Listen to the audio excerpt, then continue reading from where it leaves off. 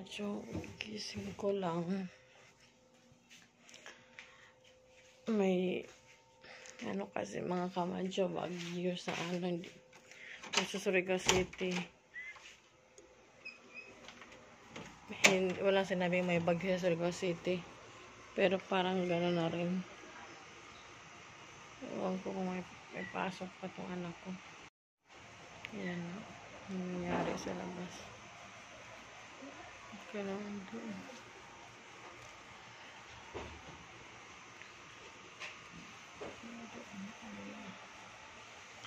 Sa taas.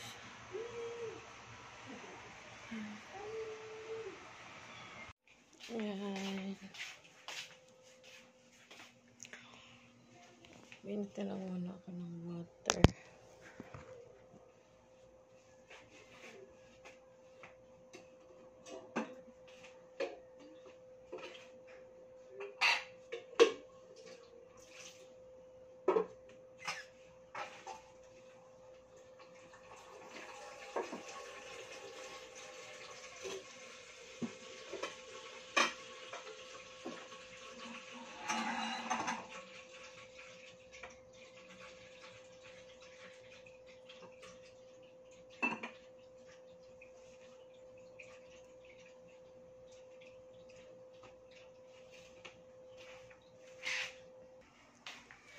May pasok pa rin sa school ng anak ko.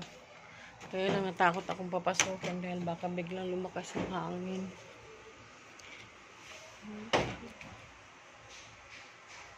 Takot kasi. So ito na nga mga kamadyo. Sinitinihan ko diba kanina yung weather. Hindi ko na nga pinapasok yung anak ko. Ngayon, medyo umukay naman yung panahon. Ayan, okay na siya. Kaya lang, hindi ko na pinapasok ang anak ko sa school. So, ayun. Nag-exam pala sila. Hindi ko alam, sayang. Kaya okay lang. Ganun talaga. Ayan yung anak ko. Hindi nakapasok ng school dahil ayaw bumangon at nilalamig. Ayan. Yan, tapos na kaming kumain mga kamadyo, yung pinagkainan namin. At panahon na ng ligpitan. Ayan. Time to take your medicine. Yan. Ang kanyang maintenance. Hindi pwedeng kalimutan.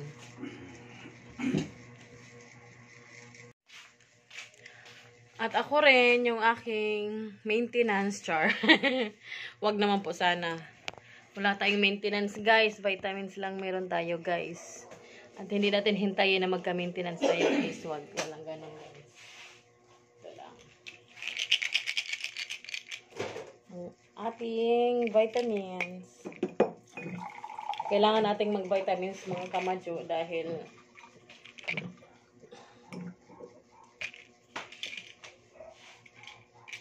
para rin sa ano natin, sa ating kalusugan. Yan. Ito mga kamadyo.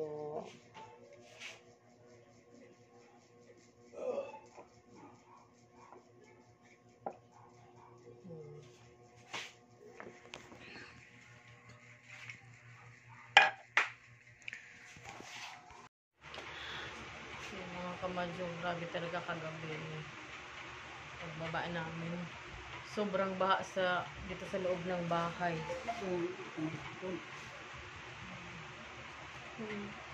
Saan yung microphone? Grabe ang baha. Buti yung mga kamadyo, ito na paayos na namin. Grabe talaga. Parang swimming pool.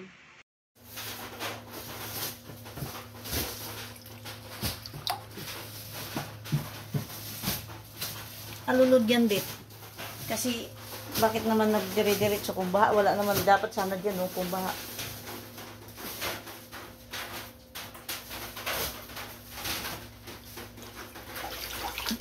Grabe naman na tubig.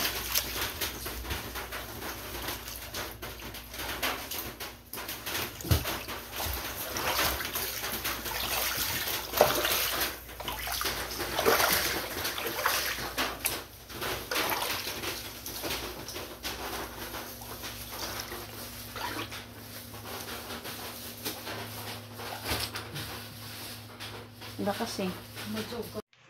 Yan, kasi dyan yung ano, tubig nang galing. Tinignan ko yung ilalim nito, ano, dito sa loob, wala naman. Walang, ano lang siya, dry lang siya. Pero dito, grabe, para siyang balon. Ay, tawag dito, hindi yung parang poso. Yun. Grabe, dyan pala yun. Kung hindi pala nagising si ate, ano, siguro pagbaba namin kinaumagahan, kung hindi pa rin titigil yung ulan. Swimming pool na talaga, na 6 feet ang lalim. Ganun na siguro yun, mga kamadyo. Grabe. Pag malakas ang ulan, ganun ang ano. Yung mga kamadyo, silipin muna natin kung walang ulan dahil may lakad na naman tayo para sa ating kabuhayan showcase. Silip lang, silip. Alis na naman tayo. Yun ang buhay ko mga kamadyo. Araw-araw umaalis para sa kabuhayan showcase car. Bye! See you later! Hello mga kamadyo. Pagkatapos namin maka-experience ng malakas na ulan na sobrang lakas talaga mga kamadyo. Kasi diba, bumaha dito sa loob ng bahay namin. Tapos ngayon, ito na naman po, lindol. Lakas, nakakatakot talagang nanginig yung laman ko mga kamadyo. Kung ano talaga, talagang legit talaga yung nervous ko, grabe. Yung hindi mo maisip kung anong gagawin mo. Buti lumabas na, pinalabas ko mauna yung anak ko tsaka yung kapatid ng asawa ko kasi inalayan ko yung asawa ko kasi di mabagal maglakad eh. Inatakot ako baka kasi may mahulog galing sa taas tapos talagang nervous ko, grabe. Legit talaga mga kamadyo. Ano nangyayari ngayon, nangyayari sa mundo, grabe. Sana may mga kamadyo natin dyan sa ibang lugar na anuhan, naka-experience din ng lindol nito. Sana mag-ingat tayo palagi. Magdasal tayo palagi mga kamadyo. Dahil hindi natin alam kung ano yung plano ng Panginoon sa atin. Dahil iba-iba na yung mga nangyayari eh. Una na yung problema ng Pilipinas, nandyan pa yung bagyo, nandyan pa yung mga lindol sa iba't ibang panig ng bansa natin mga kamadyo. Talagang hindi mo na alam kung ano yung nangyayari. Nakakatakot na. Grabe, ang lakas dito sa Surigao. Grabe, malakas na nga dito sa Surigao. Mas grabe ang lakas sa Davao kasi doon pala ang pinaka tinira ng lindol na 7.6. Grabe. Nakita ko yung bahay namin, talagang ganun na ang galaw niya eh. Diyos ko. Mag-ingat tayo mga kamadyo. Dasal tayo palagi na sana gabayan tayo ng Panginoon at ligtas tayo sa lahat ng kapahamakan. Diyos ko siya.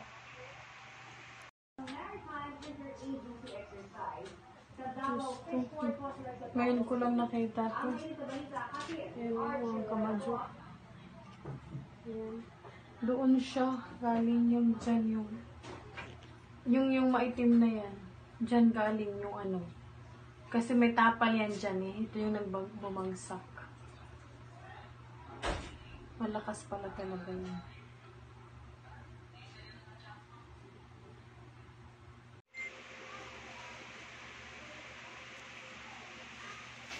Mga kamadyo, alis muna tayo mga kamadyo. Punta lang ako sa bahay ng auntie ko. Bisitahin ko lang kung walang na-damage doon sa gawa ng lindol. Wala kasi si auntie nasa Maynila. Yung nagrenta lang ang nakatira doon ngayon. Bisitahin ko lang kasi pinapag-visit sa akin ni uncle. Sige.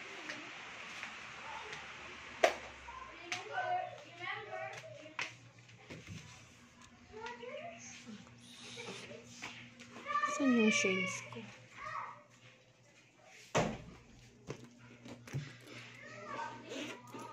Kailangan ng salamin kasi mainit sa labas. Yan. Kasi masyadong maidilat yung mata ko. Pagka ano mga kamadyo. pagka masyadong mainit yung matirik yung araw. Joanna, pasok ka na. Punta ako sa bahay nila Granny. Punta ako sa bahay nila Granny. Bahay ni Granny? Pasok ka na doon. Pagbalik ko matulog tayo, ha?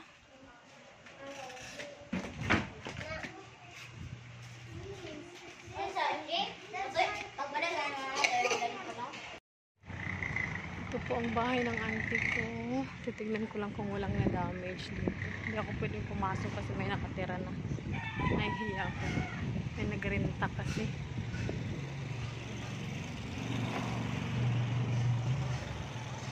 Hindi yata makaan.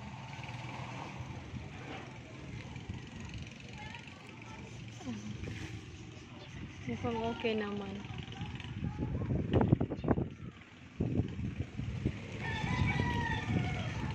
Mukhang wala namang problema.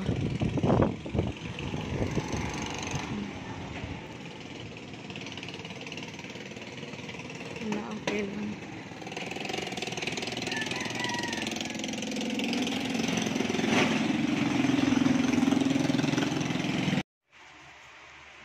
Mga kamadyo, nakawin na tayo ng bahay. Galing sa pag-visit sa bahay ni auntie. Kamusta naman kayo dyan mga kamadyo? Mag-iingat tayo lahat kahit saan mang panig kayo ng Pilipinas, ng mundo. Mag-iingat pa rin tayong lahat mga kamadyo dahil hindi natin alam kung anong nangyayari ngayon. Naparusahan na yata tayo ng Panginoon. Basta magdasal lang tayo palagi mga kamadyo. Huwag tayong makalimot magdasal, yan lang talaga. Okay mga kamadyo, maraming salamat po. Mag-ingat kayong lahat.